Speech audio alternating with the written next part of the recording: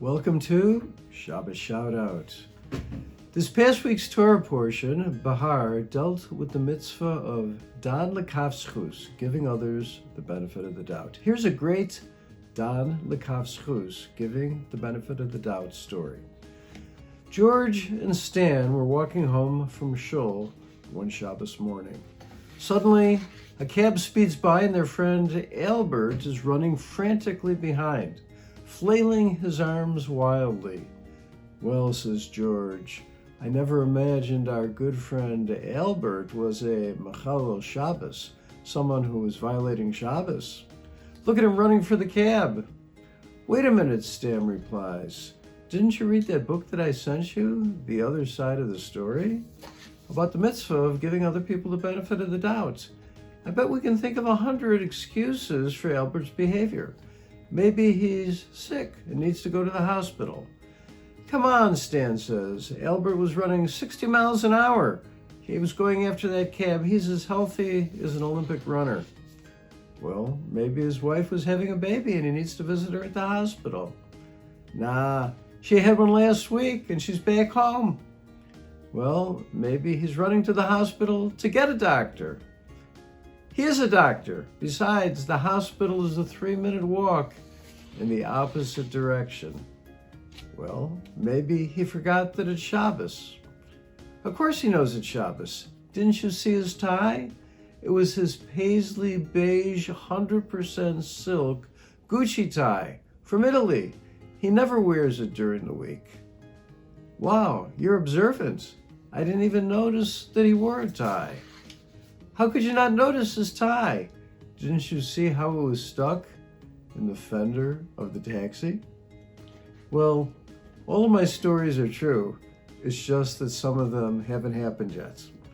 But here's a Dan L'Kav Zchus, a benefit of the doubt story that actually happened. Rabbi Dr. Abraham Twersky, Zecher Tzadik L'Bracha, of blessed memory, the famous psychiatrist, told at the time that he was in public dressed in his traditional Hasidic garb. We're familiar with how many Hasidic men dress: black hat, white square beard, long black coats.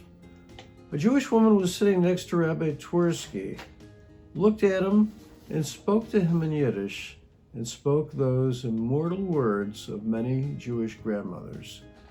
"Du bist a Shanda. You're a disgrace. You cause anti-Semitism," she said. "If you would only be like everyone else, if you would dress like everyone else, behave like everyone else, speak like everyone else, they wouldn't hate us." She continued, "We wouldn't stand out, but because of you, they hate us, because you have to stick out."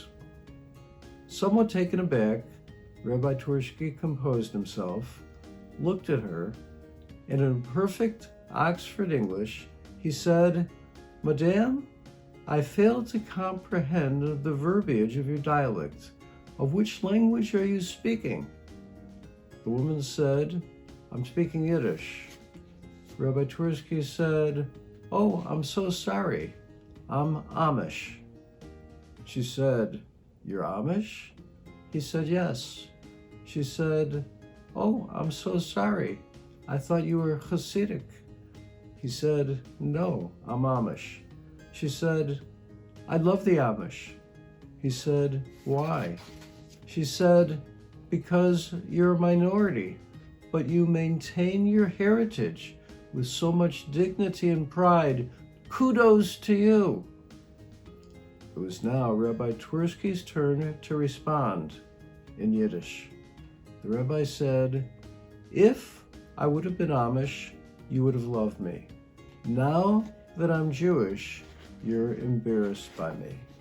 I want to give you a blessing that you should be able to cherish in your own people that which you cherish in others." People see what they want to see in politics. People see what they want to see in religion. And people see what they want to see in other people. Give others the benefit of the doubt. Check your own glasses to make sure you're seeing clearly. And if you don't, you might make a spectacle of yourself. Good Shabbos.